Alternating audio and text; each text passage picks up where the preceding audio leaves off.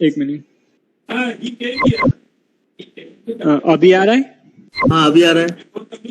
ठीक है, तो हम बात कर रहे थे अप्रूवल पॉलिसी के बारे में अभी ठीक कि हाँ, अप्रूवल पॉलिसी में 4 मीन्स की 4 पॉलिसीज बाय डिफॉल्ट रहती है। तो सबसे पहली है एनीवन, कि हमने देखा कि रिपोर्टिंग ग्रुप में हम 2 रिपोर्टिंग इंचार्ज ऐड कर सकते हैं। तो मान लीजिए कि मैं एक नॉर्मल यूजर हूँ, मुझे एक रिपोर्टिंग ग्रुप असाइन कर दिया है, तो मेरे 2 रिपोर्टिंग इंचार्ज हैं। तो मैं अभी कोई लीव करेक्शन के लिए लीव अप्लाई कर रहा हूँ या अटेंडेंस करेक्शन के लिए अप्लाई कर रहा हूँ, तो जो 2 रिपोर्टिंग इंचार्ज होंगे उसमें से कोई भी मेरा लीव अप्रूव कर सकता है अगर एनीवन रखा है तो, या फिर यहाँ पे लिखा है 1 देन 2, मीन्स की जो फर्स्ट रिपोर्टिंग इंचार्ज है उसके बाद दूसरा करेगा वैसा।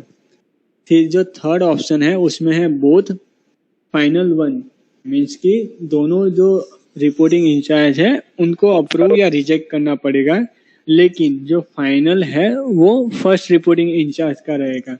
मान लीजिए कि 2 रिपोर्टिंग इंचार्ज है, एक ने अप्रूव कर दिया, दूसरे ने रिजेक्ट कर दिया, लेकिन वो बाद में ये जो पॉलिसी है उसके हिसाब से वो डिफाइन होगा कि यूजर का जो लीव है वो अप्रूव हुआ है या रिजेक्ट हुआ है। जैसे कि मैंने बताया कि एक रिपोर्टिंग इंचार्ज है, रिपोर्टिंग इंचार्ज 1, उसने अप्रूव किया है, दूसरा रिपोर्टिंग इंचार्ज है उसने रिजेक्ट किया है। अगर मैंने ये थर्ड नंबर का पॉलिसी रखा है बोथ फाइनल 1, तो इस केस में क्या होगा कि फाइनल 1 रखा है तो जो पहला रिपोर्टिंग इंचार्ज है उसने अप्रूव किया था तो यूजर का लीव अप्रूव हो जाएगा। लेकिन सेम केस में बस पॉलिसी डिफरेंट है कि बोथ फाइनल 2, तो इस केस में क्या होगा कि यूजर का जो लीव है वो रिजेक्ट हो जाएगा, क्योंकि जो फाइनल है वो सेकंड को प्रायोरिटी दे रहा है, जिसकी जो सेकंड रिपोर्टिंग इंचार्ज है उसको।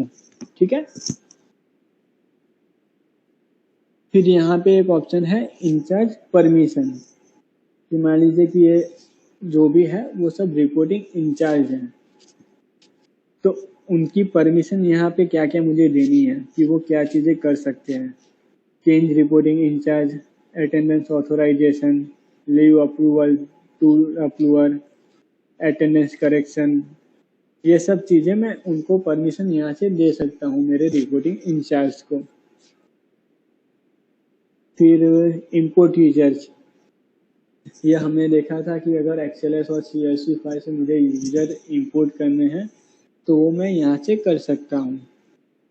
चेंज ग्रुप, कि मान लीजिए मुझे पर्टिकुलर यूजर है कोई एक, उसका ग्रुप चेंज करना है, मीन्स की organisation, branch, department, section, designation कुछ भी चेंज करना है तो मैं यहाँ से कर सकता हूँ कि स्टार्ट डेट से एंड डेट तक।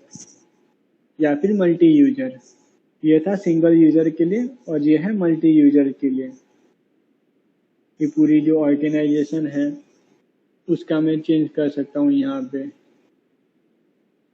कि ये जो है न्यू ग्रुप, ये मुझे यहाँ पे ग्रुप वाइज जो फर्स्ट वाला ऑर्गेनाइजेशन में थे उसको मुझे थर्ड वाले में ऐड कर देना है। तो सिंपली मैं इतना करके कर सकता हूँ।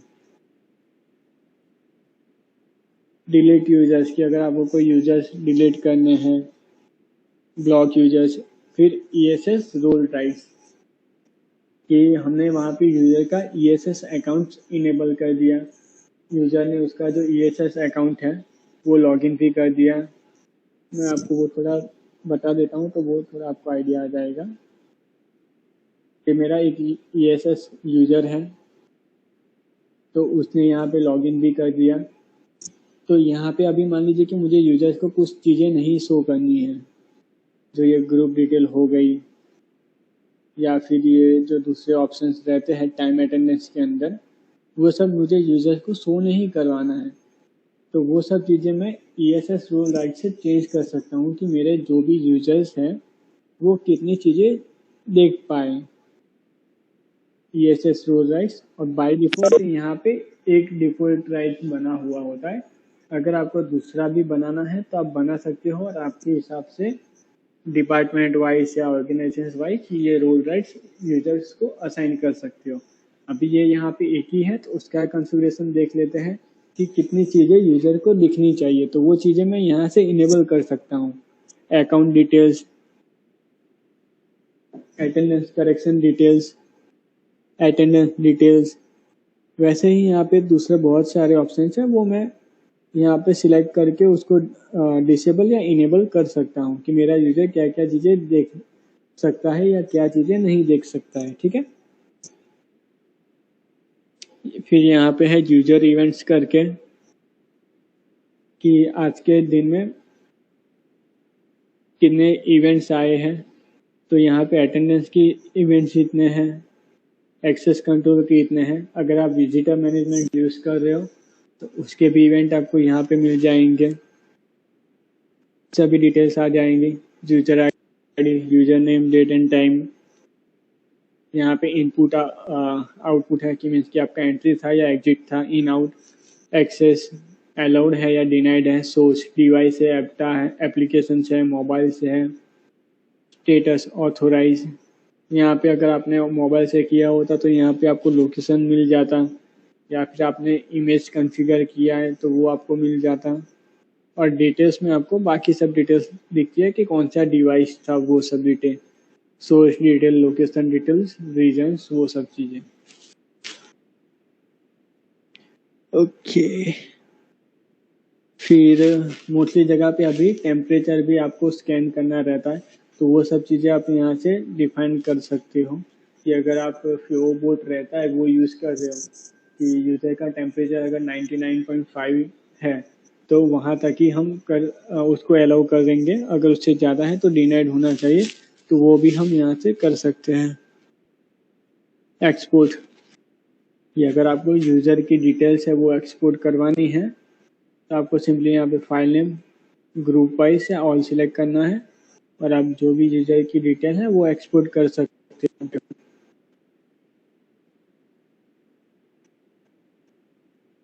रिपोर्ट्स, तो यहाँ पे बहुत सारे रिपोर्ट्स अवेलेबल है। Device wise report, user info की, personal info, contact info, official info, enrolment info, वो सब डिटेल्स आपको इस रिपोर्ट्स में मिल जाएंगी।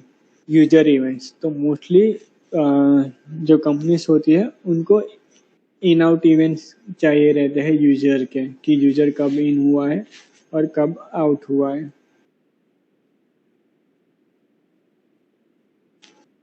तो यहाँ पे डेट वाइज सभी यूजर्स की डिटेल्स आ जाएंगे कि उनका पंच कितने बजे था, इन था या आउट था।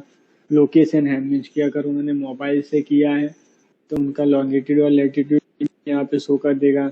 सोर्स आ जाएगा, एपीआई मोबाइल ऐप या ईएसएस से किया है तो वो आ जाएगा। कोई पर्टिकुलर डिवाइस से किया है या मोड से किया है वो भी आ जाएगा। उनका पंच कौन सा था, मीन्स कि कार्ड से है, फेस से है, फिंगरप्रिंट है, वो सब चीज़ें भी आपको ये रिपोर्ट में दिख जाएगी।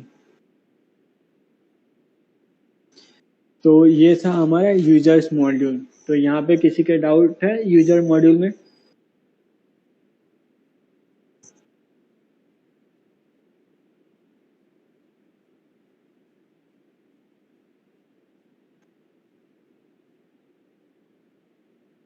ओके, तो किसी को डाउट नहीं है तो हम आगे बढ़ते हैं डिवाइस मॉड्यूल की तरफ। मान लीजिए कि मैंने यूजर ऐड कर दिया, अभी मुझे डिवाइस ऑनलाइन लाना है। तो कोई मुझे बता सकता है पंकज जी कि हम डिवाइस कितनी तरीके से ऑनलाइन ला सकते हैं? मुझे डिवाइस ऑनलाइन लाना है तो मैं कितनी तरीके से डिवाइस ऑनलाइन ला सकता हूँ? ओके, और वो कैसे? ओके, आपने एकदम सही बताया था कि हम दो तरीके से कर सकते हैं, एक तो ऑटोमेटिक है और दूसरा मैनुअल है। तो ऑटोमेटिक के लिए हमें क्या करना रहता है कि सबसे पहले हमें ये जो हमारा, हाँ, एडमिन मॉड्यूल में जाना है, सिस्टम कॉन्फ़िगरेशन, ग्लोबल पॉलिसी, और उसके अंदर हमें एक डिवाइस का ऑप्शन मिल जाता है। तो हमें यहाँ पे ये जो फ्लैग है वो इनेबल करना रहता है, ऑटो ऐड न्यू डिवाइसेस। अगर ये फ्लैग इनेबल है तो बस मुझे एक ही चीज़ करनी है, क्या?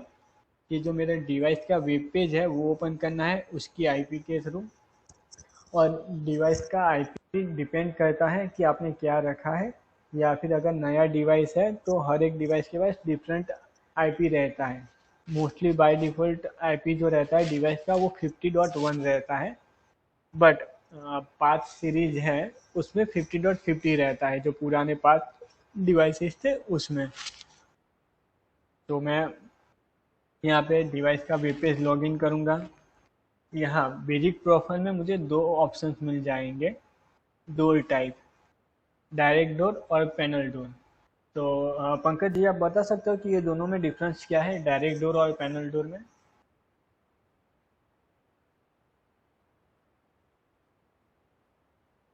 हेलो।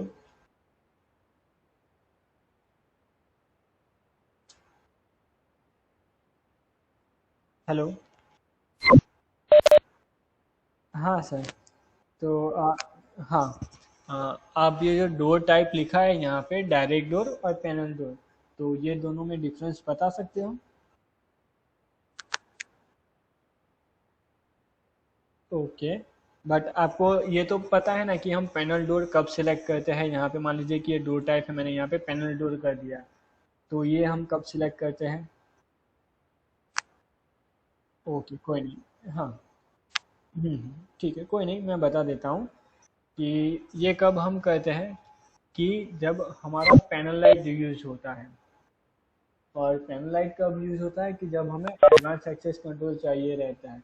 जैसे कि मान लीजिए कि मुझे जो मेरा डिवाइस है वो फायर पैनल के साथ इंटीग्रेट करना है, या फिर और कुछ करना है, जो कि एडवांस एक्सेस कंट्रोल के कुछ फीचर्स रहते हैं, उसके लिए मुझे पैनल लाइट की रिक्वायरमेंट होती है। तो उस केस में मैं डिवाइस जो है मेरा वो ऐसा पैनल डोर वहाँ पे कॉन्फ़िगर करूँगा, अगर पैनल लाइट है तो। अगर पैनल लाइट नहीं है तो मैं डायरेक्ट डोर ही उसको करूँगा। और डायरेक्ट डोर में सिलेक्ट करूँगा तो यहाँ पे मुझे ऑप्शंस मिलेंगे तीन, कोसेक सेंट्रा, व्योम और थर्ड पार्टी। मीन्स कि हमारे जो डिवाइसेस है वो कोसेक सेंट्रा में भी चलेंगे, कोसेक व्योम में भी चलेंगे, और थर्ड पार्टी सॉफ्टवेयर में भी चलेंगे। ओके, तो यहाँ पे मेरा दूसरा एक क्वेश्चन है, इसका आंसर कोई भी दे सकता है, कि अगर मुझे डिवाइस जो है मेरा वो कोसेक सेंट्रा में ऑनलाइन लाना है तो उसके लिए कौन सा पोर्ट है, और कोसेक व्योम है अगर मुझे उसमें डिवाइस ऑनलाइन लाना है तो उसके लिए कौन सा पोर्ट है? कोई बता सकता है?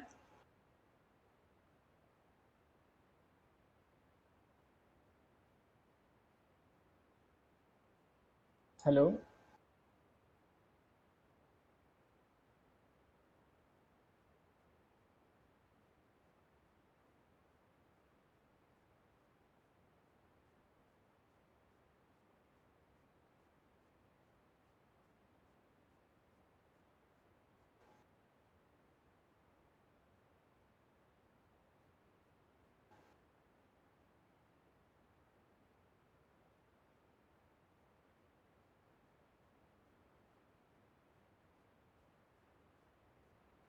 हेलो।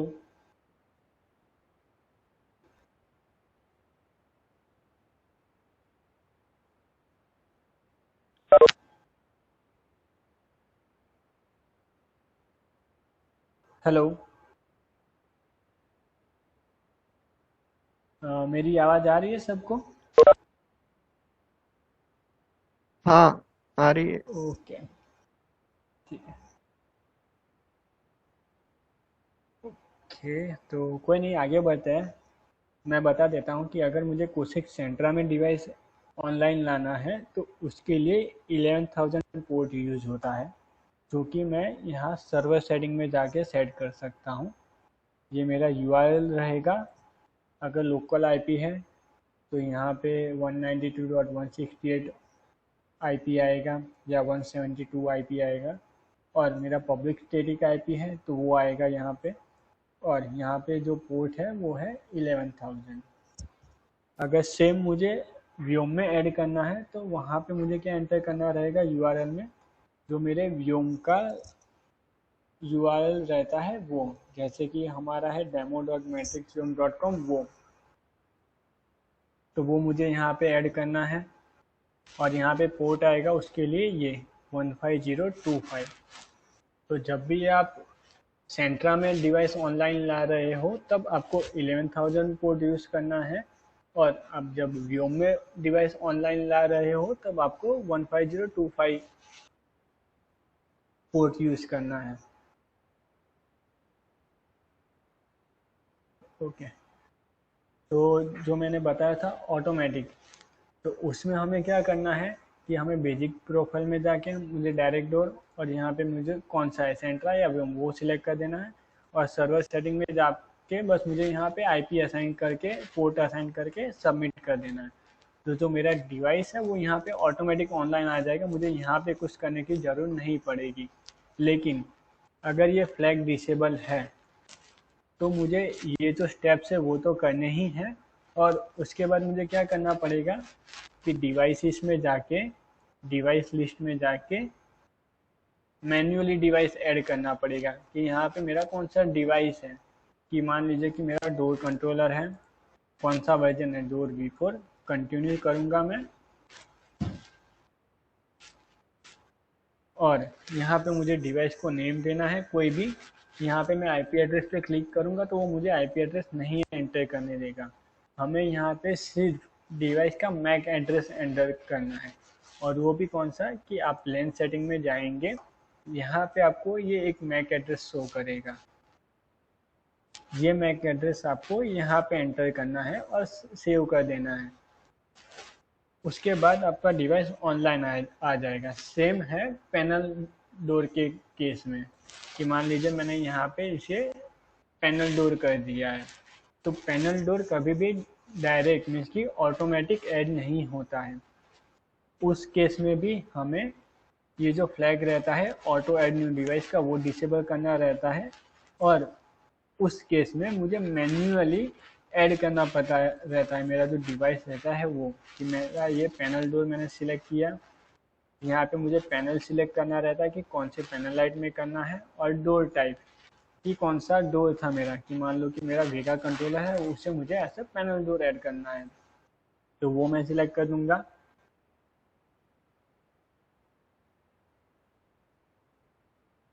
तो उसके बाद मुझे यहाँ पे नेम कुछ देना होगा, और जब मैं पैनल डोर ऐड करूँगा तो वहाँ पे मुझे वो आईपी एड्रेस ऐड करने का भी ऑप्शन देता है, आईपी एड्रेस और मैक एड्रेस दोनों। तो जब हम पैनल डोर ऐड करते हैं तो मुझे आईपी एड्रेस और मैक एड्रेस दोनों ऐड करने पड़ते हैं, और जो डिटेल्स है वो आप यहाँ पे चेक कर सकते हो कि आपका पैनल कौन सा सिलेक्ट किया था और डिवाइस कौन सा था आपका। ठीक है, तो ये क्लियर हो गया होगा कि मैं डिवाइस कैसे ऑनलाइन लाऊंगा। इसमें किसी को कुछ डाउट?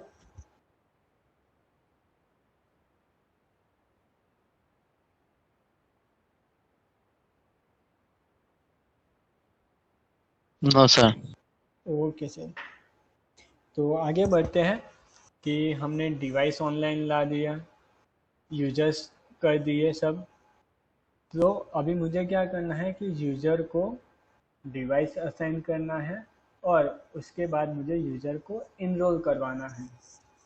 कि मान लीजिए कि डिवाइस ऑनलाइन आ गया, यूज़र भी ऐड हो गया, लेकिन अभी यूज़र किसी क्रेडेंशियल से मीन्स की फेस है, फिंगर है, कार्ड से या पिन से किसी भी तरीके से वो डिवाइस को एक्सेस करेगा, वहाँ पे क्रेडेंशियल शो करेगा, तभी उसका अटेंडेंस मार्क होगा या एक्सेस मिलेगा। तो वो हम कैसे करेंगे? मुझे पहले कोई भी यूज़र सर्च कर लेना है। मान लीजिए कि ये मैंने टेस्ट यूज़र क्रिएट करा था, उसको ही मुझे इनरोल करवाना है। तो मैं क्या करूँगा, सबसे पहले डिवाइसेस में जाऊँगा, और यहाँ पे ये जो मैंने ऐड किए थे तो वो ऑलरेडी यहाँ पे उसको असाइन हो गए, लेकिन मुझे ये जो डिवाइस है वेगा कंट्रोल डिवाइस 10 ये मुझे यूज़र को असाइन करना है। तो मैं यहाँ डिवाइस में जाके सिंपली सर्च भी कर सकता हूँ वेगा डिवाइस 100। तो ये मैं यहाँ पे सेव कर देता हूँ, मीन्स कि ये जो डिवाइस था वो मेरे यूज़र को असाइन हो गया है। अभी मुझे उसको इनरोल करवाना है, तो उसके लिए यहीं पे एक ऑप्शन दिया गया है इनरोलमेंट का, इनरोल क्रेडेंशियल्स। उसके लिए मुझे यहाँ पे डिवाइस सिलेक्ट करना है कि कौन से डिवाइस पे मुझे यूजर को इनरोल करना है, इस पे करना है। तो यहाँ पे मुझे ऑप्शंस मिल जाता है इनरोलमेंट टाइप का, कि read only card, smart card, biometrics means finger, biometrics then card. कि मान लीजिए कि मुझे दोनों साथ में करवाना है, पहले बायोमेट्रिक्स और उसके बाद कार्ड, तो वो मैं सिलेक्ट कर सकता हूँ यहाँ से। तो यहाँ पे मुझे दोनों ऑप्शन मिल जाता है कि नंबर ऑफ कार्ड्स कितने करवाने हैं, नंबर ऑफ फिंगर्स कितने करवाने हैं, ठीक है। और दूसरा तरीका भी है इनरोलमेंट का। यहाँ से मैं कौन सी चीज़ें इनरोल कर सकता हूँ कि बायोमेट्रिक्स और RFID कार्ड, और यहाँ पे मैं क्रेडेंशियल में उसका पिन असाइन कर सकता हूँ। लेकिन मुझे फेस के लिए इनरोल करना है, जो फेस टेम्पलेट होते हैं वो इनरोल करने हैं। तो वो मैं कहाँ से कर सकता हूँ, कोई बता सकता है मुझे?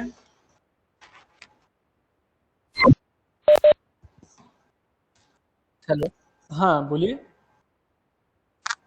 हाँ, कि मान लीजिए कि यहाँ से तो मैं यूजर को कार्ड और फिंगर इनरोल करवा सकता हूँ, लेकिन मुझे यूजर के फेस टेम्पलेट इनरोल करने हैं, तो वो मैं कहाँ से कर सकता हूँ? हाँ हाँ, वो मान लीजिए मैंने यहाँ से कर दिया, फिर उसके बाद मुझे यूज़र के जो फेस टेम्पलेट है वो इनरोल करवाने हैं, तो वो मैं कहाँ से करवाऊँगा? यस, आपने सर तो सही बताया है कि इनरोल सर्विस आता है वो हमें, हाँ, इनरोल सर्विस स्टार्ट करना रहता है सबसे पहले। ये मेरा इनरोल सर्विस है, ये स्टार्ट करूँगा, और उसके बाद कोसेक इनरोल यूटिलिटी रहता है जो कि मेरे डेस्कटॉप पे रहता है। ये मैं ओपन करूँगा और इसके अंदर से मैं यूजर का जो फेस है वो इनरोल करवा सकता हूँ कोसेक इनरोल यूटिलिटी के थ्रू, ठीक है। तो ये हो गया ये चीज़ कि मैं फेस कहाँ से इनरोल करा सकता हूँ, कार्ड और फिंगर, ठीक है। और दूसरा एक ऑप्शन है यहाँ पे क्रेडेंशियल मैनेजमेंट में जाके इनरोलमेंट। तो यहाँ पे भी आपको पहले डोर सिलेक्ट कर देना है, ये आपका कौन सा डोर है, और यहाँ पे जितने भी यूजर्स असाइन होंगे वो डोर को, वो आपको दिख जाएंगे, जैसे कि ये मैट्रिक्स टेस्ट। तो यहाँ पे मुझे सेम ऑप्शन मिल जाएंगे जो कि मैंने यूजर की प्रोफाइल में जाके देखे थे वो, ठीक है। ये हो गया। तो डिवाइस हम कैसे ऑनलाइन लाए, और डायरेक्ट डोर और पैनल डोर में क्या डिफरेंस है, इसमें किसी को कुछ डाउट? Okay sir. तो इसके बाद हम देखते हैं कि मान लीजिए कि आपका जो है वो FR सॉल्यूशन है, मीन्स कि फेस रिकॉग्निशन आपको यूज़ करना है। तो उसके लिए हमें यूजर में तो देख लिया कि हमें यूजर में वो फेस रिकॉग्निशन इनेबल करना रहता है, राइट। बट डिवाइस में भी हमें कुछ कॉन्फ़िगर करना रहता है, तो वो क्या करना पड़ता है वो हम देखेंगे अभी।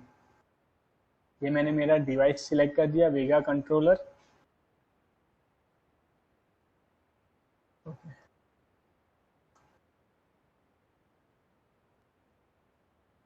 वो पहले हम ये डिवाइस का देख लेते हैं कि अगर मुझे फेस रिकॉग्निशन यूज़ करना है तो कौन सी चीज़ें उसमें चाहिए रहेगी। तो मेरा कोसेक वेगा हो गया या फिर कोसेक आर्गो, ये दोनों डिवाइसेस में यूज़ कर सकता हूँ। फिर IPC मीन्स की IP कैमरा, FR बोर्ड जिसको हम EBS बोर्ड भी बोलते हैं, जो कि ऐसा आता है FR बोर्ड। तो अगर मुझे फेस रिकॉग्निशन मीन्स कि FR सॉल्यूशन यूज़ करना है तो ये 3 चीज़ें कंपलसरी हैं। तो अभी हम जो देखेंगे इसका कॉन्फ़िगरेशन देखेंगे कि ये 3 चीज़ों को मैं कॉन्फ़िगर कैसे करूँगा, ठीक है। तो सबसे पहले हमें क्या करना है कि ये तीनों जो डिवाइसेस हैं मुझे सेम नेटवर्क में लाना है और सेम IP रेंज में असाइन करना है। कि मान लीजिए कि ये जो डिवाइस है उसको मैं 51.50.1 IP देता हूँ, कैमरे को 50.2, और जो मेरा FR बोर्ड है उसको 50.3 IP देता हूँ। तो ये सेम रेंज में हो गया IP असाइन, ताकि वो इंटरनली एक दूसरे के साथ कम्युनिकेट कर सकें। क्योंकि क्या होगा इसमें कि ये जो डिवाइस है उस पे ये जो कैमरा है उसका लाइव स्ट्रीम मुझे यहाँ पे दिखेगा, ये डिवाइस के स्क्रीन पे। तो जैसे ही मैं डिवाइस के सामने जाऊँगा तो यहाँ जो ये डिस्प्ले है वहाँ पे मुझे कैमरे का स्ट्रीम दिखेगा कि मैं वहाँ पे खड़ा हूँ, वो मुझे दिखेगा। और जो मैं वहाँ पे लाइव खड़ा हूँ तो जो मेरा जो फेस है वो यहाँ पे ऑलरेडी एफआर बोर्ड में स्टोर होता है, अगर मैंने इनरोल किया है तो ये डिवाइस यहाँ पे चेक करने जाएगा एफआर बोर्ड में कि जो यूजर सामने खड़ा है उसके फेसेस ऑलरेडी इनरोल है यहाँ पे स्टोर्ड है या नहीं है, वो चीज़ें मुझे यहाँ पे दिखेगी। तो उसके बाद हम देखेंगे कि ये जो एक आईपी रहता है ये हमें डिवाइस के अंदर एंटर करना रहता है। कहाँ पे? तो मान लीजिए यहाँ एडवांस में गया, मैंने डिवाइस सिलेक्ट कर दिया, एडवांस में गया, फिर उसके बाद मुझे थोड़ा स्क्रॉल डाउन करना है और यहाँ पे एक ऑप्शन आता है आईपी कैमरा MJPEG URL और यहाँ पे कैमरे का यूजर नेम और पासवर्ड, इतनी चीज़ें आपको यहाँ पे एंटर करनी है। तो ये URL कौन सा रहेगा तो वो हमें यहाँ डॉक्यूमेंट से मिलेगा ये URL। यहाँ पे हमें क्या चेंज करना है, ये जो आईपी दिया गया है वो, क्योंकि ये जो आईपी है वो हमारी टेस्टिंग पर्पस के लिए दिया गया था एक रेफरेंस की तरीके से कि ऐसा एक URL रहता है और उसमें ऐसे आईपी असाइन करना है। मान लीजिए कि आपने जहाँ पे ये इंस्टॉल कर रहे हैं वहाँ पे कैमरे का आईपी दूसरा कोई है। मान लीजिए कि आपका जो कैमरा है उसका आईपी है 192.168.50.2।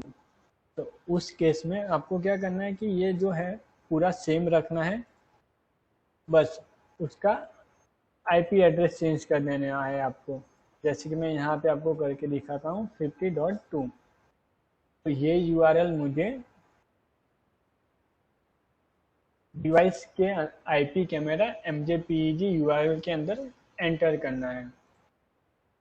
फिर यहाँ पे क्या एंटर करना है, यूजर नेम और पासवर्ड कोई भी कैमरे का, मीन्स कि आपका जो ये कैमरा है उसका यूजर नेम और पासवर्ड। यहाँ पे कोई कैमरा ऑनलाइन हो तो मैं आपको दिखा देता हूँ। ओके, तो ऑलरेडी ये यहाँ पे लाइव कैमरा है, ठीक है। तो मान लीजिए कि यहाँ पे मैंने यहाँ पे जो मैंने URL एंटर किया है वो वर्किंग है या नहीं, वो अगर मुझे चेक करना है तो वो मैं कैसे करूँगा कि सिंपली ये मैं URL कॉपी करूँगा, मेरे कोई भी ब्राउज़र में एंटर करूँगा उसे, यहाँ पे ये मुझे यूज़र नेम और पासवर्ड के लिए पूछेगा। अगर आपका यूज़र नेम और पासवर्ड सही है तो वो आपको यहाँ पे स्ट्रीम दे देगा, ठीक है। तो इससे आपको पता चलेगा कि आपने जो स्ट्रीम दिया है, यहाँ पे आईपी दिया है, उसमें स्ट्रीम आ रहा है कि नहीं आ रहा है, और जो आपने क्रेडेंशियल दिया है वो सही है या गलत, वो आपको यहाँ पे शो कर देगा, ठीक है। तो ये फर्स्ट पार्ट हो गया कि मैं डिवाइस में कैमरे का URL एंटर करूँगा, यूजर नेम और पासवर्ड। फिर उसके बाद मुझे जाना है आइडेंटिफिकेशन सर्वर में। तो यहाँ पे एक ऑप्शन रहता है फेस रिकॉग्निशन का, तो ये मुझे इनेबल करना रहता है, इनेबल FR।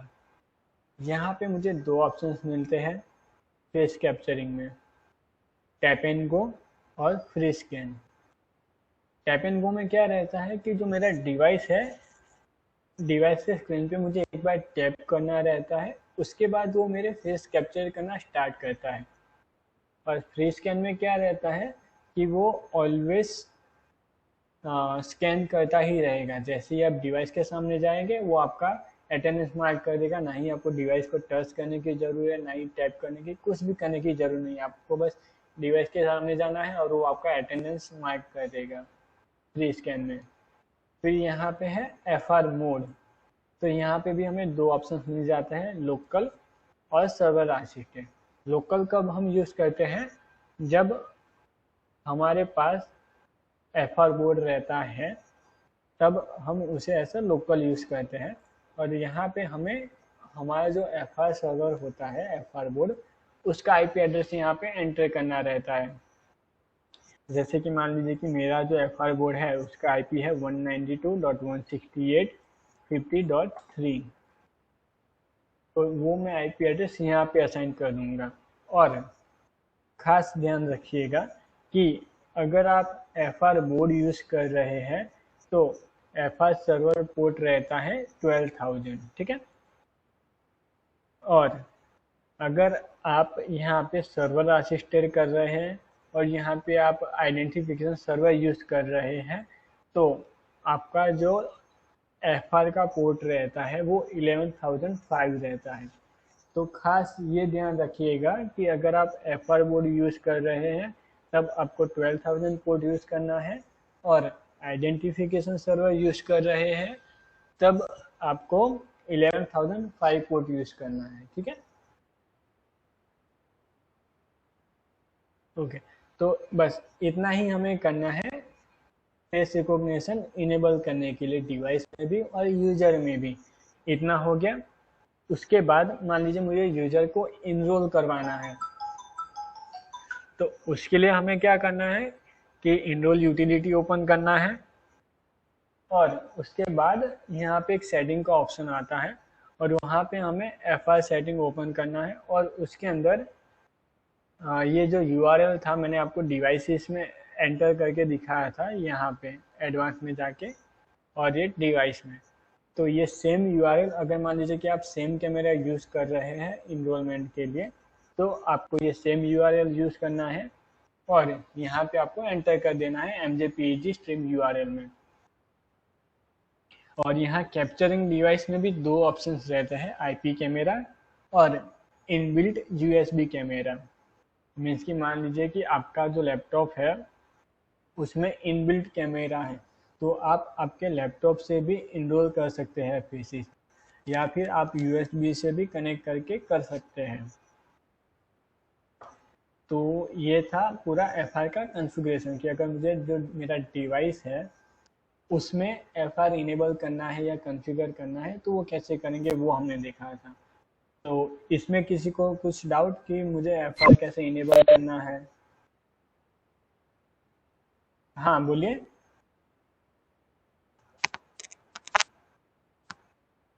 हाँ। हम्म। हम्म।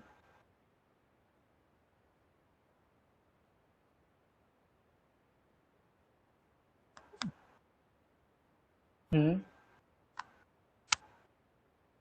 हाँ क्योंकि सर अभी, हाँ अभी क्या है कि सर अभी 1 बाय 1 ही होता है कि मान लीजिए कि एक यूजर डिवाइस के सामने खड़ा है तो वो पहले यूजर का ही अटेंडेंस मार्क करेगा, फिर वो फर्स्ट यूजर चला जाएगा तब वो दूसरे यूजर का लेगा। अभी वो ऑप्शन नहीं है हमारे अंदर कि आप ग्रुप में खड़े हो और मान लीजिए कि 4 लोग खड़े हैं तो चारों लोगों का एक साथ अटेंडेंस हो जाए। वो पुराने डिवाइसेस में अवेलेबल नहीं है, लेकिन हमारा एक नया डिवाइस आ रहा है आर्गो फेस करके, तो उसमें ये फीचर्स आएगा।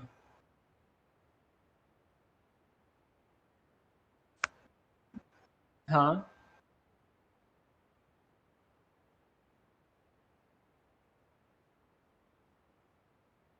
हाँ। हाँ। हाँ। हम्म। वो सर वो तो बंद नहीं करेगा, लेकिन आप अटेंडेंस पॉलिसी रहता है उसके अंदर एक ऑप्शन आता है कि डुप्लीकेट पंच करके, कि मान लीजिए कि वहाँ पे मैं एक टाइमर सेट कर देता हूँ 5 मिनट का, कि 5 मिनट के अंदर जितने भी पंच होंगे वो ऐसे डुप्लीकेट पंच काउंट करेगा। वो चीज़ मैं वहाँ पे कॉन्फ़िगर कर सकता हूँ। हाँ। मान लीजिए कि अभी मैं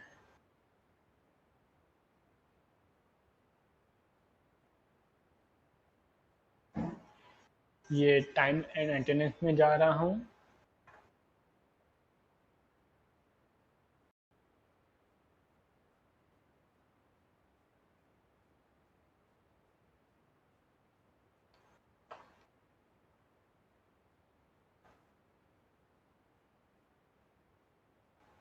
पॉलिसीज के अंदर अटेंडेंस पॉलिसी,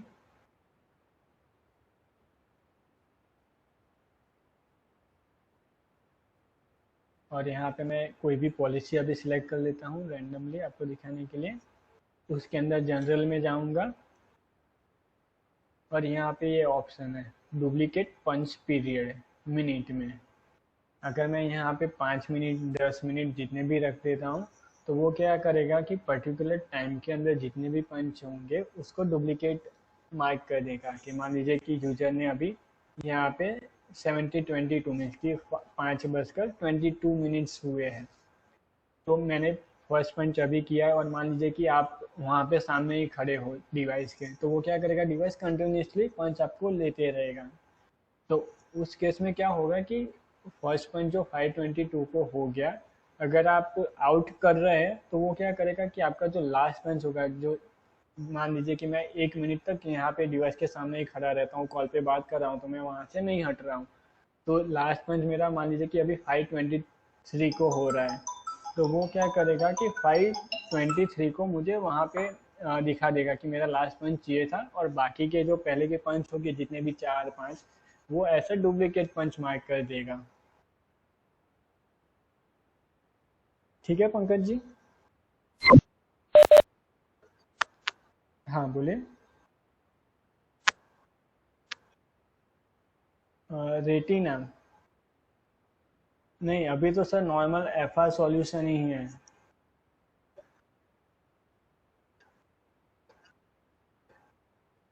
हाँ,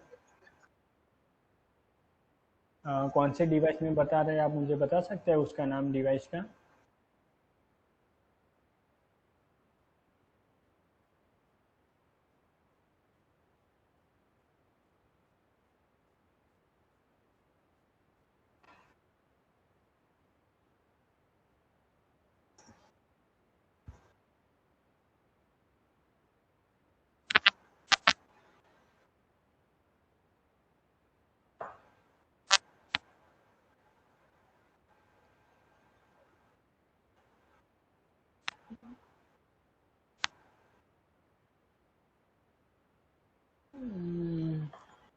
प्रोडक्ट मैनुअल में लिखा है वो। मैं यहाँ पे आ गया तो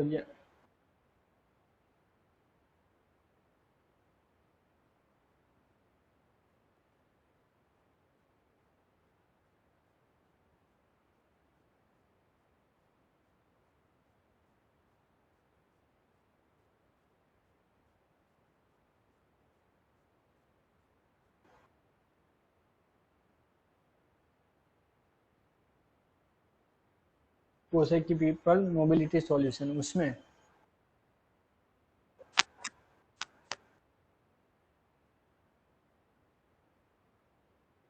अभी आप मेरी स्क्रीन देख पा रहे हैं? तो ये वाले की बात कर रहे हो आप? हाँ, इसलिए मैंने पूछा।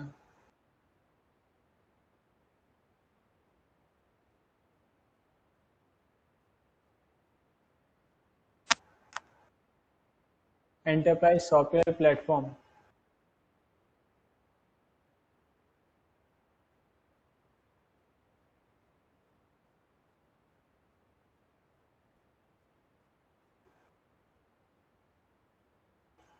बताइए। ये विकी मैंने ओपन किया, यहाँ पे सॉफ्टवेयर रिलीजेस में सब आते हैं ये।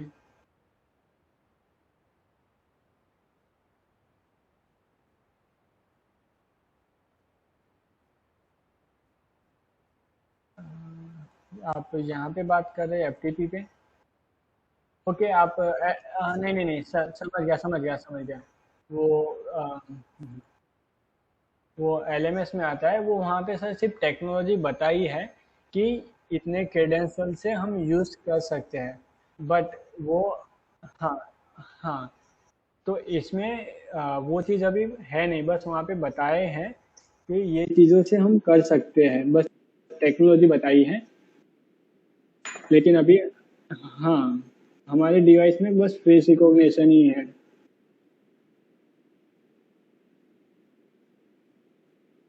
हमारे जो डिवाइसेस है वो बस नॉर्मली फेस से स्कैन करते हैं पूरा।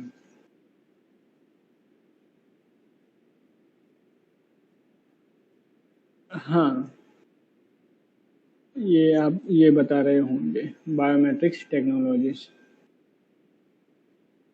उसके अंदर ये रहा रेटिना रिकॉग्निशन और वो सब।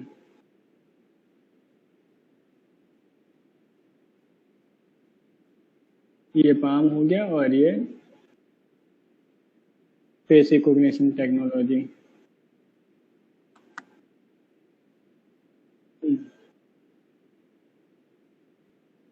हाँ, तो यहाँ पे बस वो बताया गया है कि ये टेक्नोलॉजी होती है, लेकिन हमारे में ये वाला टेक्नोलॉजी ही यूज होता है फेस रिकॉग्निशन का। नहीं नहीं।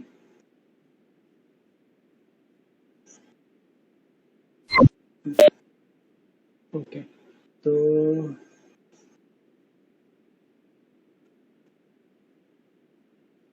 ओके, तो हमने ये एफआर डिवाइस इसका देख लिया।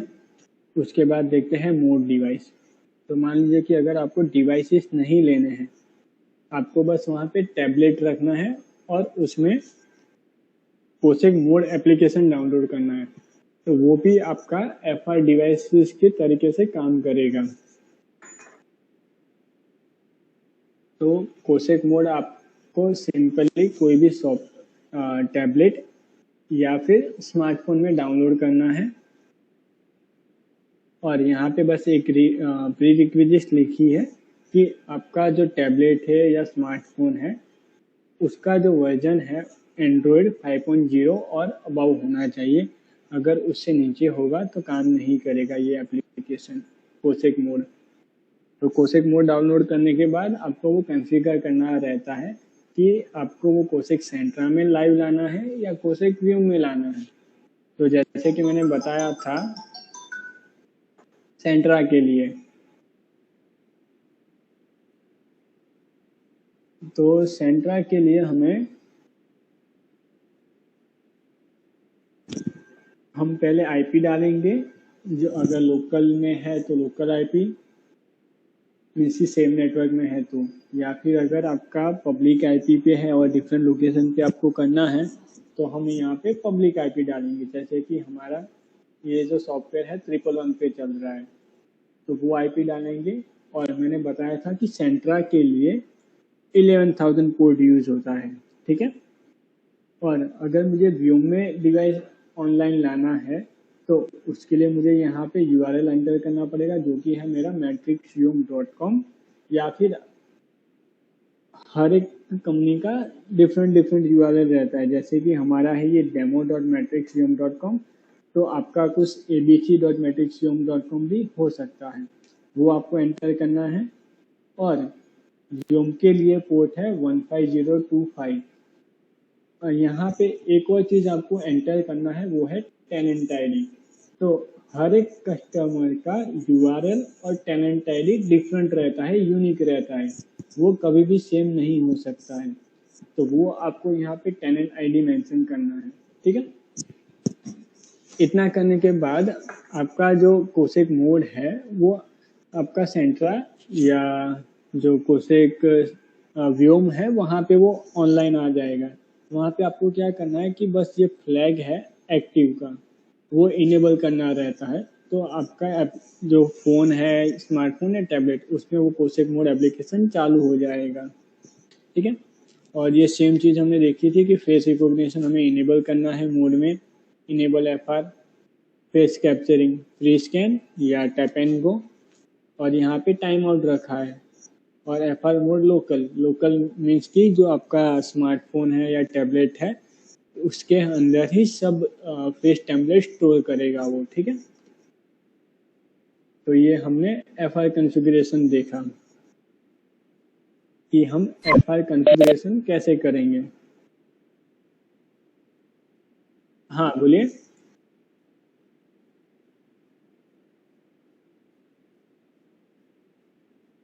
हाँ, एप्लीकेशन मोबाइल चाहिए। अगर आपके फेस ऑलरेडी इनरोल है तो आपको नहीं, वहां से एनरोलमेंट नहीं हो सकता सर। एनरोलमेंट वो आपको एनरोल यूटिलिटी के थ्रू ही करवाना रहता है।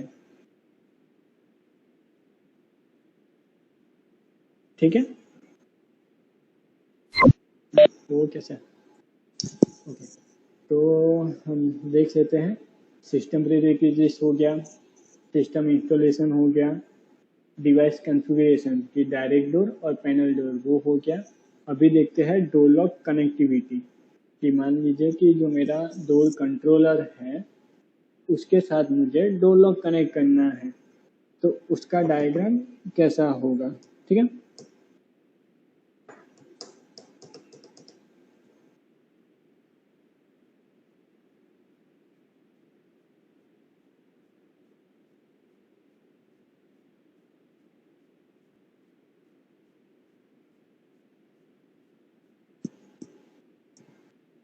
ओके। तो मान लीजिए कि आपका वेगा डिवाइस है या आइको डिवाइस है। हर एक डिवाइस की डिफरेंट पिन होती है, उसमें ये एक नंबर रहता है CN3, CN5, CN6। तो हर एक डिवाइस का ये पिन नंबर डिफरेंट होता है एक्सटर्नल रीडर के लिए या EM लॉक के लिए। तो वो मैं आपको एक बता देता हूँ। मान लीजिए कि मेरे पास है अभी, एक मिनट,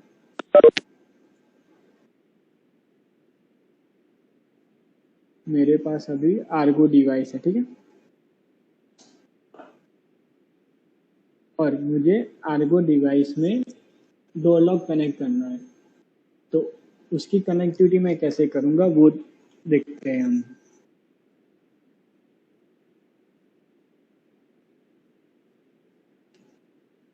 ठीक है, तो जो आर्गो डिवाइस है उसके अंदर इतनी 3 पिन्स रहती है। सप्लाई के लिए CN2 जो कि है एक्सटर्नल रीडर के लिए, और CN3 जो कि है EM लॉक के लिए, कि डोर लॉक के लिए। तो इस केस में हम क्या करेंगे कि यहाँ पे CN3 लिखा है और ये इमेज है, इसमें भी CN3 है। तो हमें कुछ चेंज करने की ज़रूरत नहीं है, हमें बस CN3 देखना है कौन सा है। तो हमने देख लिया ये CN3 है। अभी इसको मुझे डोर के साथ कनेक्ट करना है। तो सबसे पहले हम क्या करेंगे कि 5 नंबर का पिन है जो कि रेड वायर है, और 10 नंबर का लॉक रिले कॉमन जो कि लाइट ब्राउन है, वो दोनों को हम शॉर्ट कर देंगे। और उसके बाद पिन नंबर 1 जो कि है ग्राउंड ब्लैक कलर का, उसे हम EM लॉक की जो दो लॉक है उसके नेगेटिव के साथ कनेक्ट करेंगे। और जो है lock relay common light, sorry, lock relay NC dark blue, उसको हम EM लॉक के पॉजिटिव के साथ कनेक्ट करेंगे। इतना ही करना रहता है हमें फिजिकल कनेक्टिविटी के लिए EM लॉक और डोर कंट्रोलर के। उसके बाद हमें डिवाइस में बस एक कॉन्फ़िगरेशन करना रहता है, एक मीन्स की फ्लैग इनेबल करना रहता है।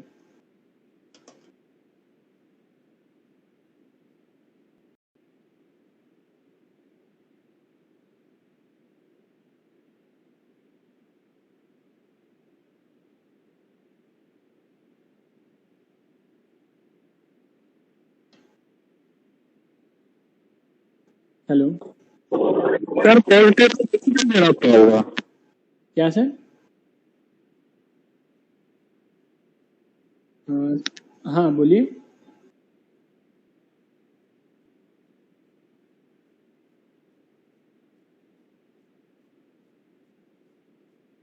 ये जो था वो आर्गो डिवाइस के लिए था हमारा।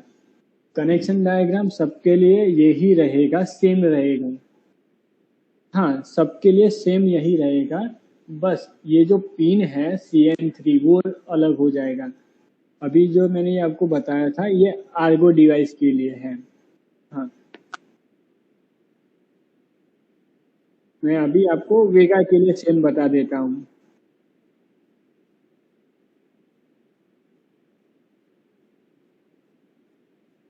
क्या सर?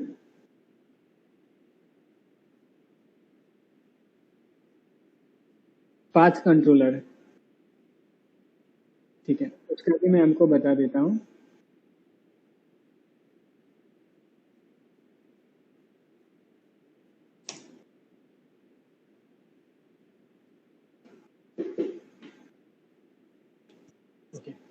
पाथ में दो होते हैं, पाथ कंट्रोलर्स भी होते हैं और पाथ रीडर्स भी होते हैं, राइट।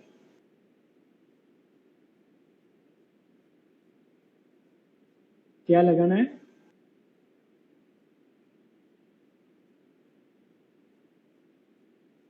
ये रहा, ये जो 4 नंबर का रहता है CN4, ये रहा, जिसमें हम RS485 plus axis switch connect कर सकते हैं।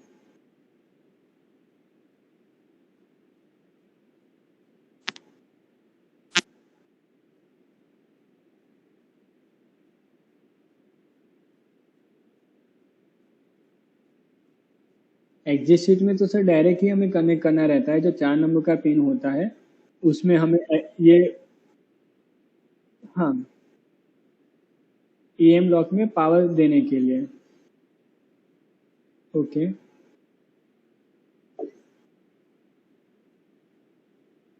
ये शॉर्ट किया है ना यहाँ पे सर।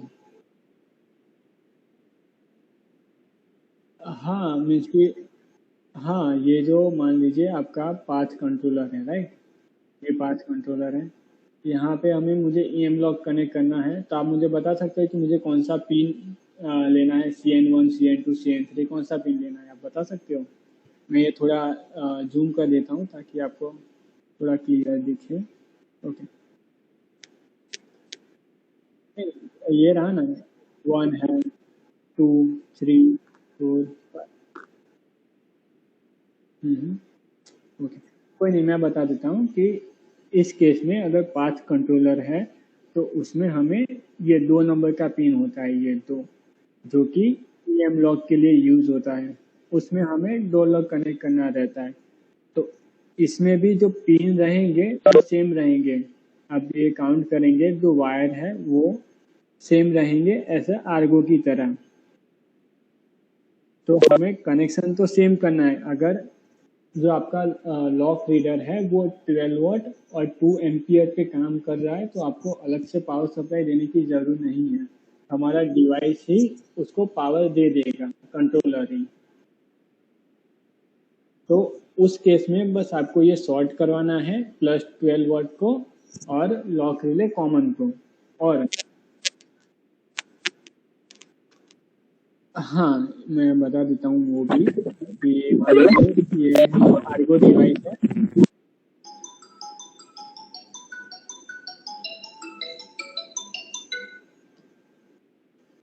तो यहाँ पे मुझे ये जो लॉक रिले है और लॉक रिले कॉमन है, आई मीन 12 वॉट लॉक और लॉक रिले, तो यहाँ पे ये जो 2 पिन है उसमें मुझे वायर डालने होंगे।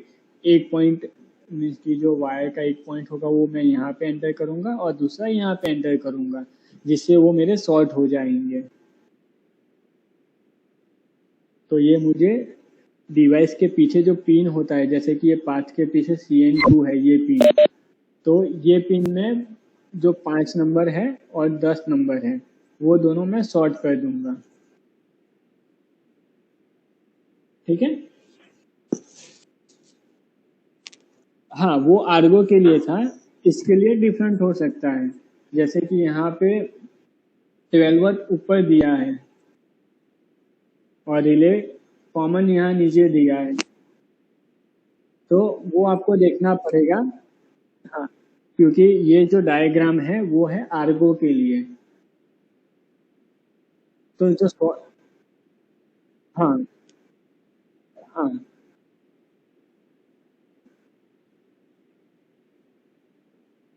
वो हर डिवाइस के लिए सर डिफरेंट रहता है, कलर कोड कॉम्बिनेशन और वो। हाँ बोलिए।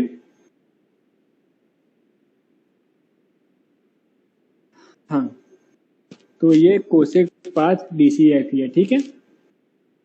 तो इसमें हमें शॉर्ट कौन सा करना है कि प्लस 12 वोल्ट और लॉक रिले कॉमन, ठीक है।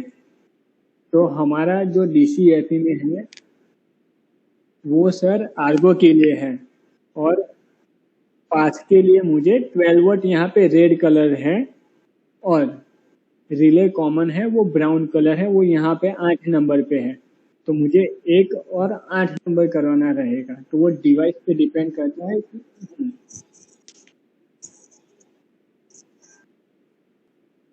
हाँ, तो वो हर एक डिवाइस के हिसाब से उसका जो ये कॉम्बिनेशन रहता है, सीक्वेंस रहता है, वो डिफरेंट रहता है।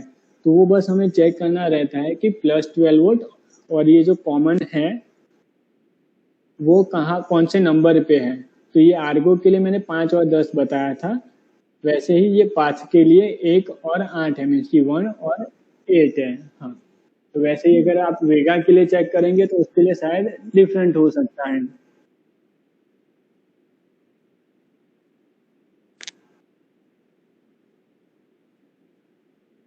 जैसे कि ये वेगा है तो इसके लिए भी डिफरेंट है। आप EM लॉग में देख सकेंगे कि ये 12 वोल्ट 10 नंबर पे दिया है और लॉक रिले कॉमन 3 नंबर पे दिया है। तो वो आपको आइडेंटिफाई करना होगा ये प्रोडक्ट मैनुअल में से देख के कि पर्टिकुलर एक कलर है वो कौन सा डिफाइन करता है, या फिर डिवाइस के पीछे भी ये चीज मेंशन किया होता है।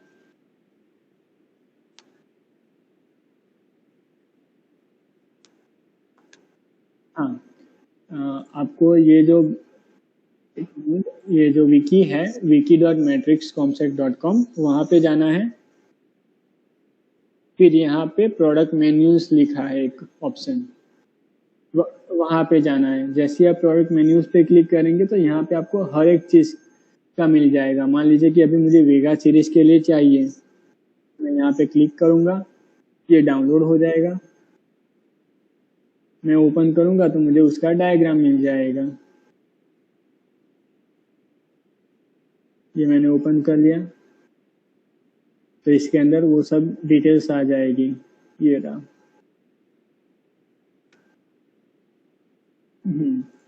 तो आपको बस वो सिंपली डाउनलोड करना रहेगा यहाँ से, हमारे विकी पे से। आपको हर एक मॉडल के लिए मिल जाएगा। हाँ, वो डिपेंड करता है सर कि मॉडल कौन सा है, क्योंकि उसमें क्या है कि जो सीक्वेंस रहते हैं वो डिफरेंस रहते हैं वायर्स के। तो वो आपको पता होना चाहिए कि कौन से डिवाइस के लिए मुझे कौन से वायर्स को कनेक्ट करना है डोर लॉक के लिए। ठीक है, ओके।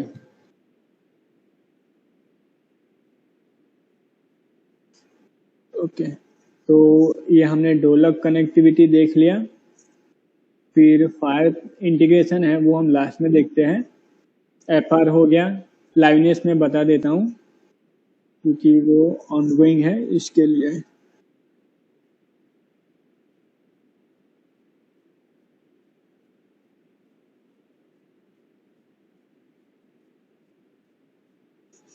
मान लीजिए कि मेरा जो 100 नंबर का डिवाइस था वेगा, जिसमें मैंने FR और वो सब मैंने कर दिया।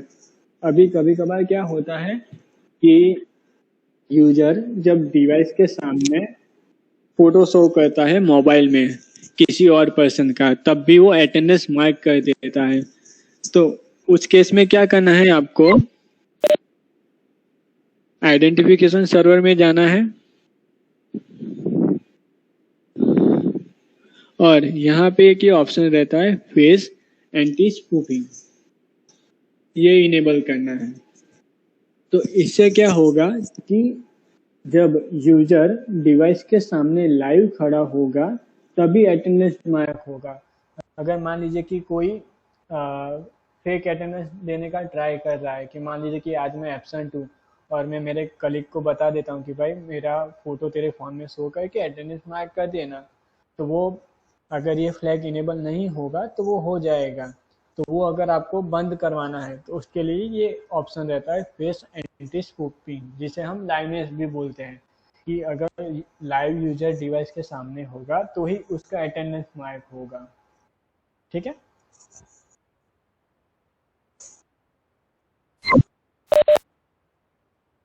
हाँ बोलिए। ओके, ठीक है।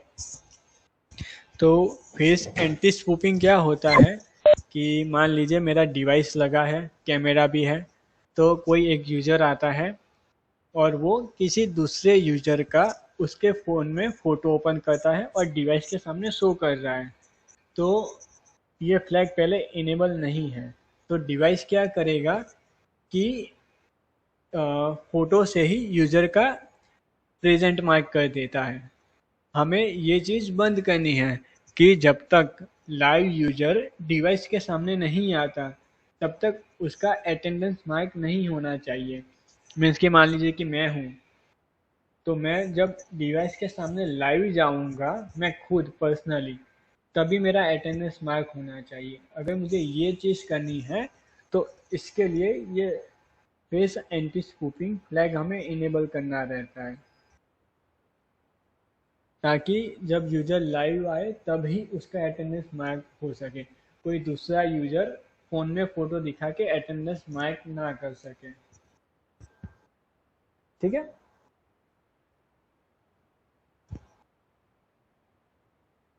हेलो,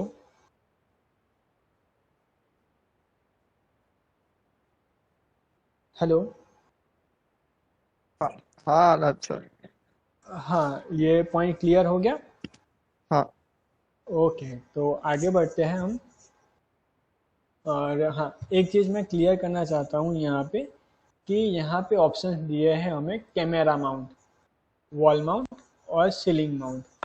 वॉल माउंट मीन्स कि जो फ्लैट वॉल रहता है स्ट्रेट, उस पे ही हमने लगा दिया है।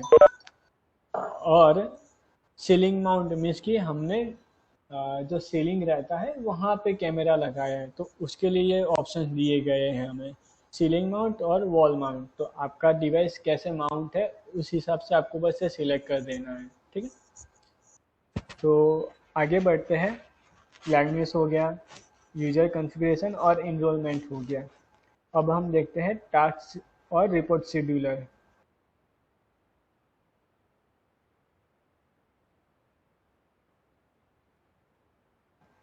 ओके,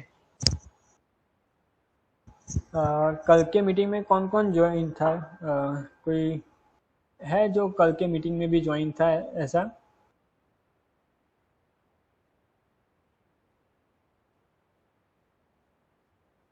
ओके,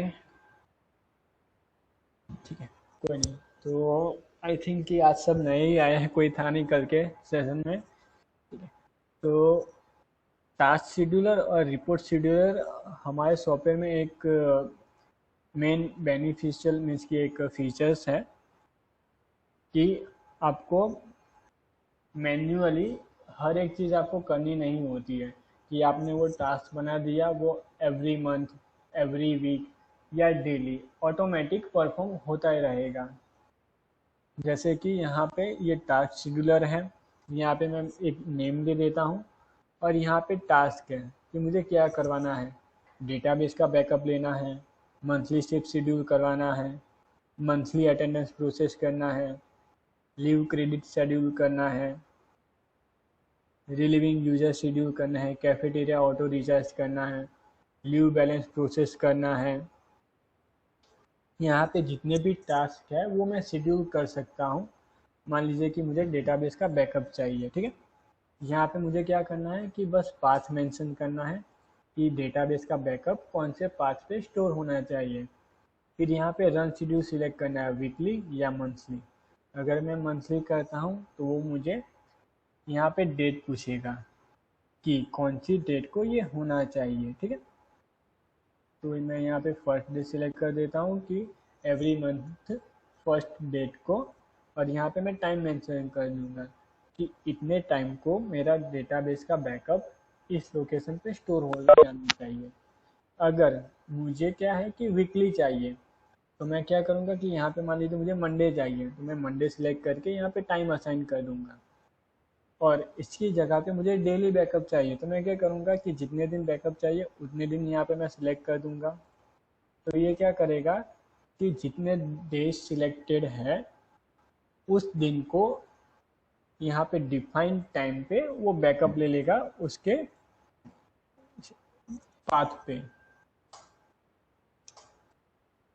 वैसे ही अगर मैंने यहाँ पे और कुछ रखा है मंथली शिफ्ट शेड्यूल, कि हमारे सॉफ्टवेयर में क्या होता है कि हमें एवरी मंथ के स्टार्टिंग में एक बार शिफ्ट शेड्यूल प्रोसेस करवाना रहता है।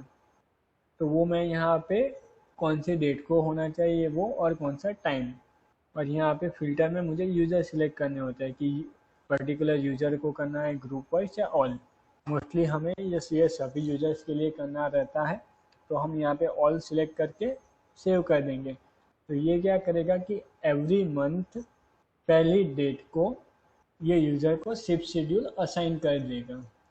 तो क्या है कि हमारा जो मैन्युअल वर्क है वो बच जाएगा, कि हमें एवरी मंथ ये प्रोसेस करना रहता है, तो वो हमारा काम थोड़ा इजी कर देता है। वैसे ही हमारे पास है रिपोर्ट शेड्यूलर। तो रिपोर्ट शेड्यूलर में क्या होता है कि मान लीजिए मुझे कोई रिपोर्ट है, या यहाँ पे मैंने एक्सपोर्ट डेटा में कोई टेम्पलेट बनाया है, उसका डेटा मुझे ईमेल पे चाहिए। यहाँ पे जितने भी मॉड्यूल्स हैं हमारे सॉफ्टवेयर के अंदर, users, time attendance, leave management, devices, access control, shift schedule, किसी भी चीज़ का रिपोर्ट चाहिए वो मैं शेड्यूल करवा सकता हूँ। मान लीजिए मुझे यूजर्स के अंदर, यूजर इवेंट के अंदर इन आउट समरी का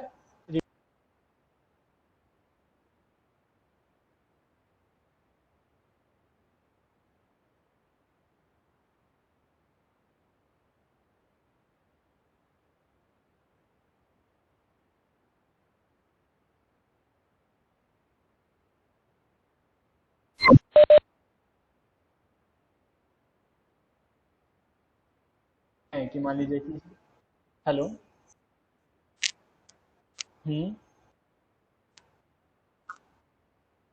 पोसेक मोड कितने डिवाइस में, मीन्स कि वो तो सर एक मोबाइल में तो आप एक ही एप्लीकेशन यूज़ कर सकते हो, राइट।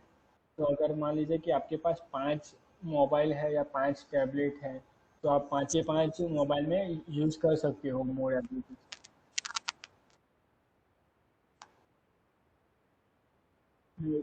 देखिए, उस केस में आपको कोसेक ऐप का यूज़ करना है सर। जो कोसेक मोड है वो कब यूज़ करना है कि आपको एक डिवाइस आपने वहाँ पे लगा दिया, और उस डिवाइस पे जितने भी एम्प्लॉइज़ है एक कंपनी के, वो सभी आके अटेंडेंस मार्क कर सकते हैं, तब आपको वो कोसेक मोड यूज़ करना है। अगर आपको सिर्फ पर्टिकुलर एक यूज़र के लिए चाहिए तो वो आप एप्टा एप्लीकेशन से भी कर सकते हो अटेंडेंस मार्क।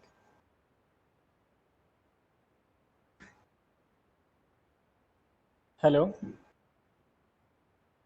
हाँ, तो अगर आपको सभी यूजर को इंडिविजुअली में इसकी अटेंडेंस मार्क कराना है उनके मोबाइल से, तो आप नॉर्मली जो एप्टा एप्लीकेशन है वो भी यूज़ कर सकते हैं।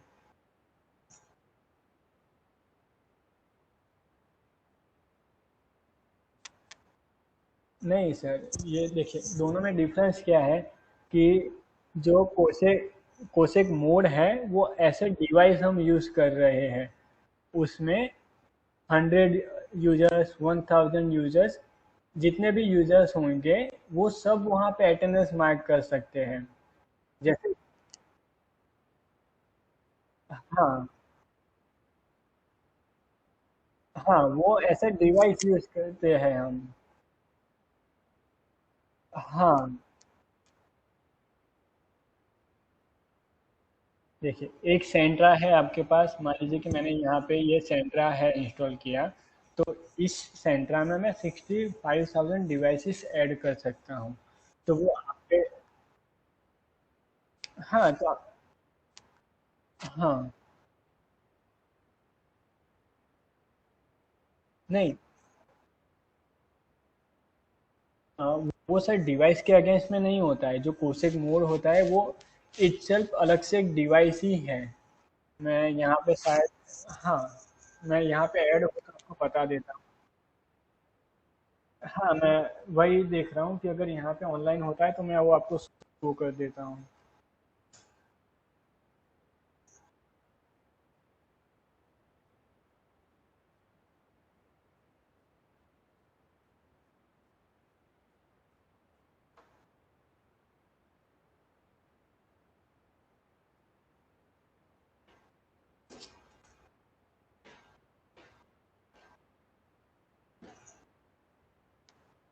हाँ, ये जैसे कोसेक मोड क्या यहाँ पे ऐड है ना, वैसे ही।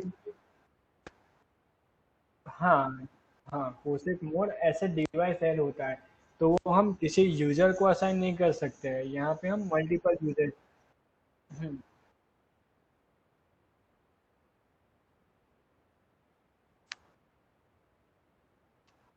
आप जितने डिवाइसेस कर सकते हो उतने ही मोड एप्लीकेशन कर सकते हो।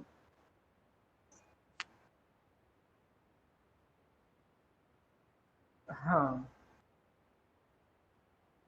ओके।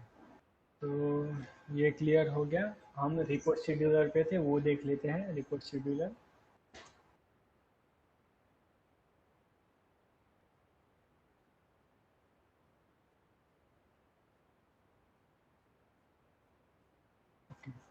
तो यहाँ पे थे हम रिपोर्ट शेड्यूलर पे। तो यहाँ पे मैं हमारी रिक्वायरमेंट के हिसाब से,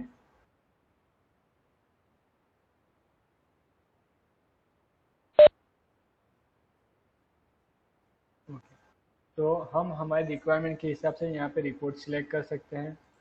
यहाँ पे मैं ईमेल आईडी दे देता हूँ, शेड्यूल का नेम दे देता हूँ। मैसेज अगर मुझे ब्लैंक रखना है तो मैं ब्लैंक रखूँगा।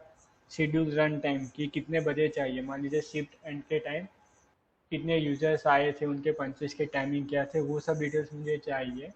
तो मैं यहाँ पे उस हिसाब से टाइम यहाँ पे सेट कर दूँगा। और यहाँ पे वीकली और मंथली दोनों ऑप्शंस हैं। और नीचे फिल्टर में सेम ऑप्शन आ जाएगा, यूजर वाइज या मीन्स कि ग्रुप वाइज चाहिए या सभी यूजर्स के चाहिए, वो ऑप्शन आ जाएगा। लेकिन रिपोर्ट शेड्यूलर तभी वर्क करेगा जब आपका ये ईमेल कॉन्फ़िगरेशन आपने किया होगा तब। यहाँ पे आपको ईमेल कॉन्फ़िगरेशन में आपका ईमेल एड्रेस और वो सब एंटर करना रहता है। मान लीजिए कि आपका जीमेल है, तो आपको smtp.gmail.com और उसके जो भी पोर्ट होते हैं POP3 और वो आपको यहाँ पे मेंशन करने रहते हैं। और यहाँ पे आपको चेक करना है टेस्ट कनेक्शन जा रहा है कि नहीं जा रहा है। हाँ बोलिए। हाँ करेगा सर। ये हाँ, यहाँ पे ये ऑप्शन आता है consider for access control devices और वो।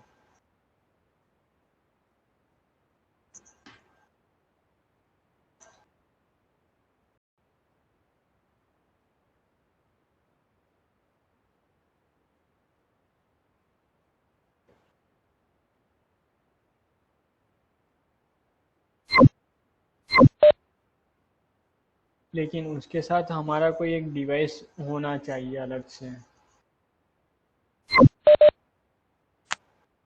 ये जो, हाँ,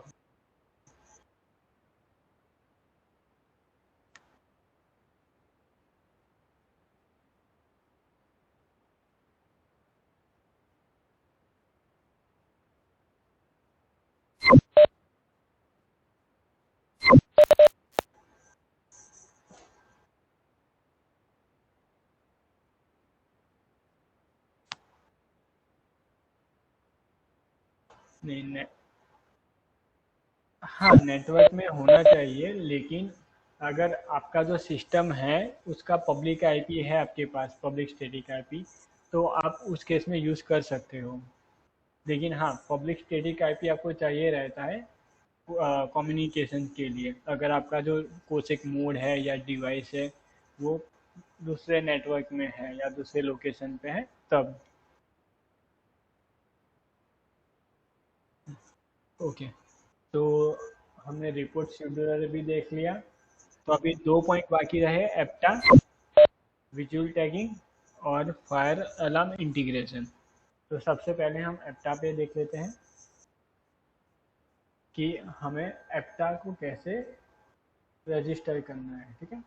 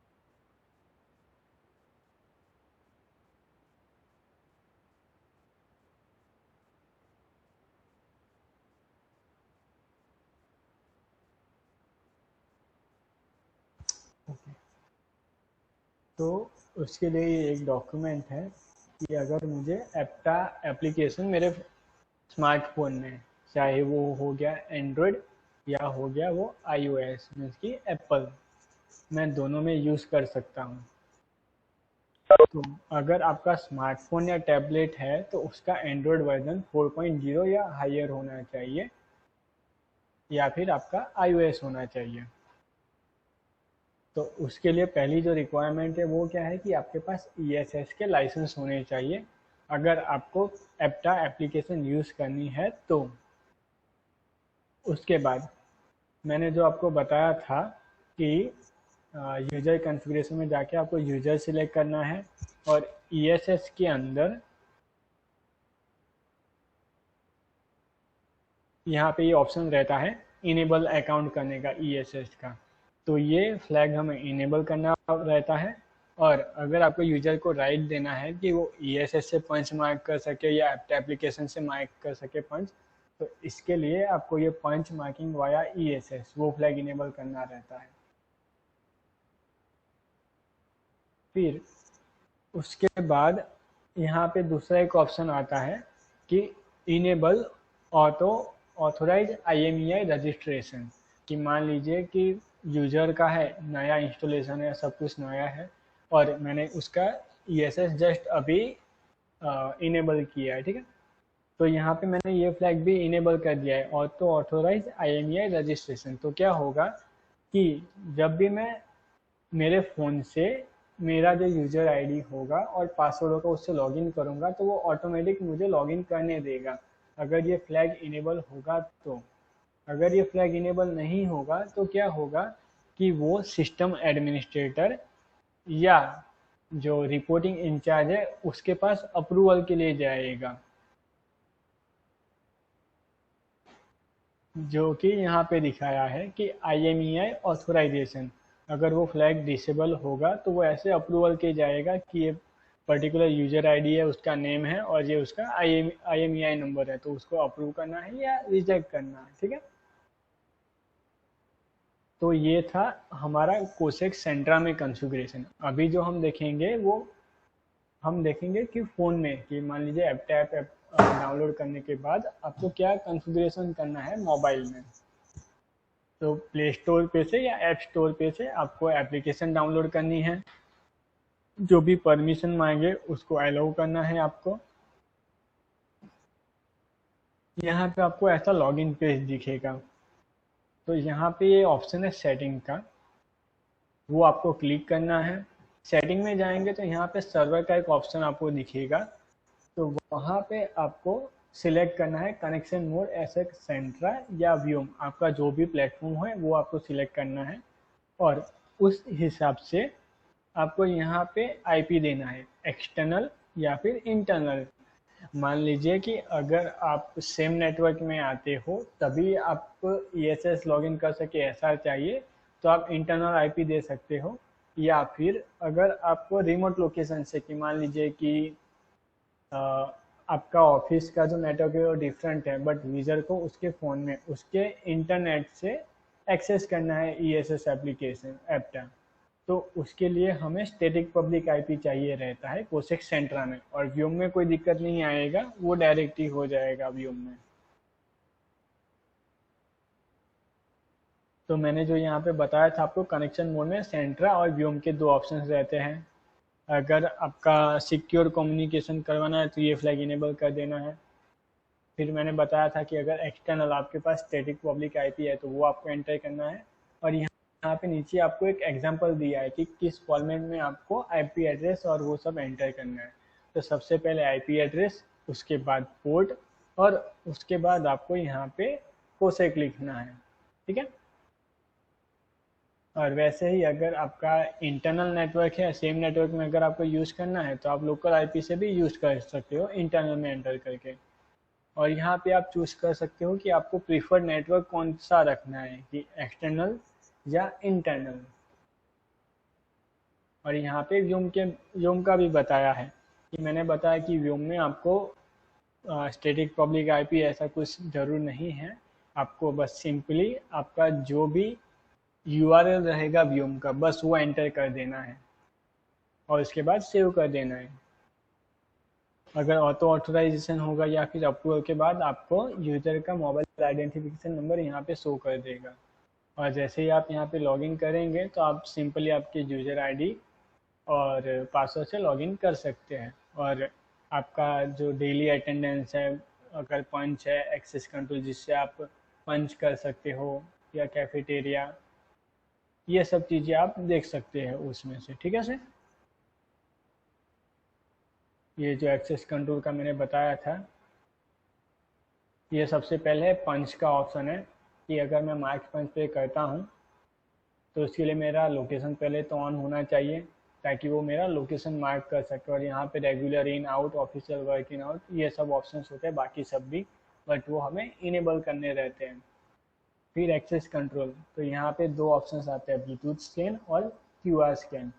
अगर ब्लूटूथ से करना है तो ब्लूटूथ स्कैन करना रहेगा, और QR कोड से स्कैन करके अटेंडेंस मार्क करना है या एक्सेस करना है तो उससे भी हो सकता है वो चीज़। एप्टा में किसी को डाउट कि कैसे हमें रजिस्ट्रेशन करना है?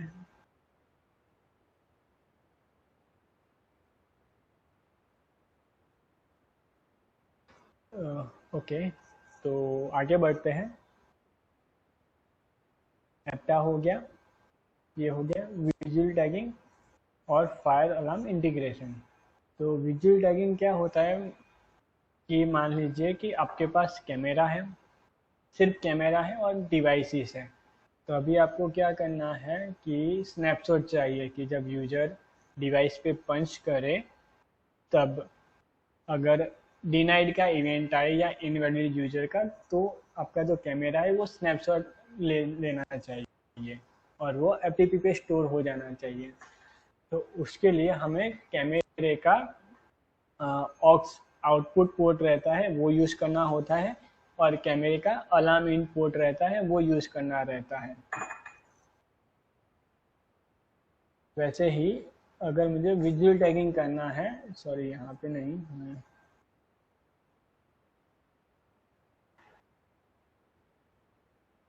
विजुअल टैगिंग के लिए हमें NVR चाहिए रहता है जो कि नेटवर्क वीडियो रिकॉर्डर रहता है, और कैमरा चाहिए रहता है ताकि जो हमारा डिवाइस है वो NVR को कमांड भेजेगा कि स्नैपशॉट ले लो या रिकॉर्डिंग स्टार्ट करो, जो भी हमने यहाँ पे सेट किया होगा वो।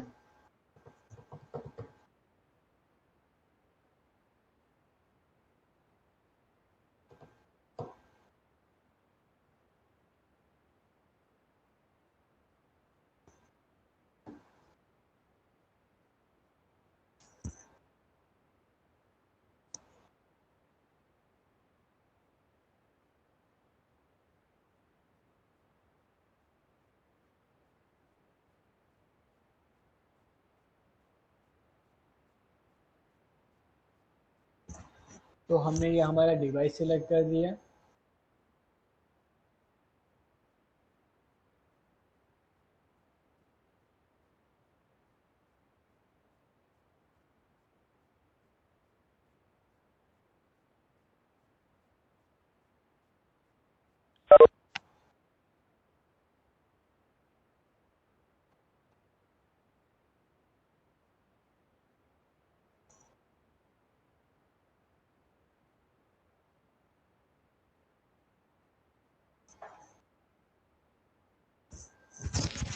ओके, तो हमने यहाँ पे ये कनेक्ट डिवाइस हमारा देख लिया। यहाँ पे एक ऑप्शन है वीडियो सर्वेलेंस का।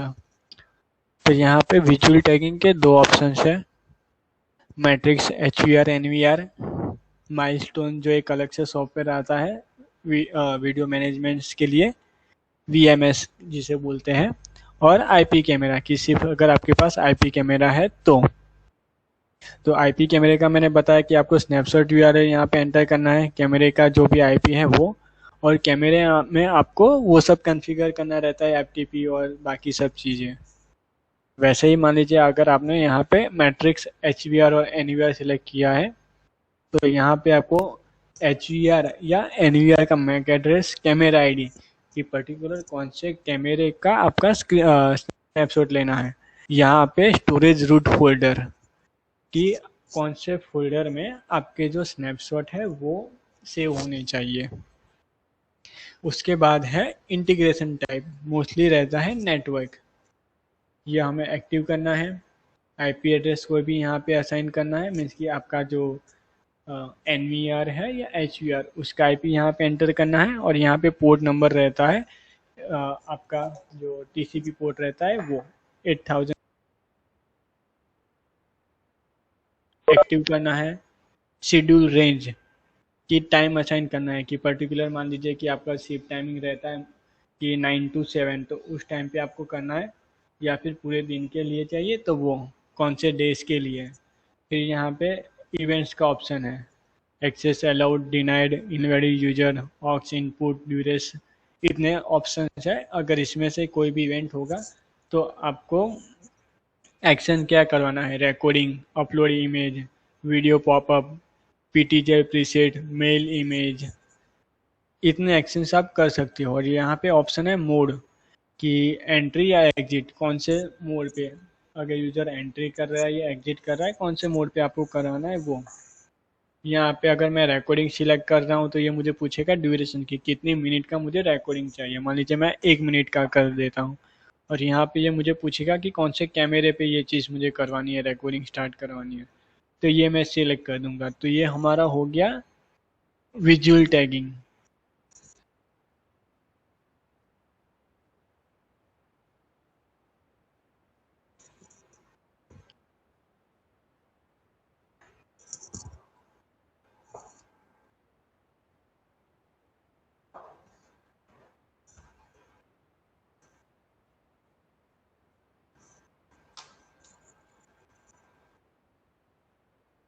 ओके, तो लास्ट जो हमारा टॉपिक था आज का वो है फायर पैनल का इंटीग्रेशन कोसेक कंट्रोलर्स के साथ।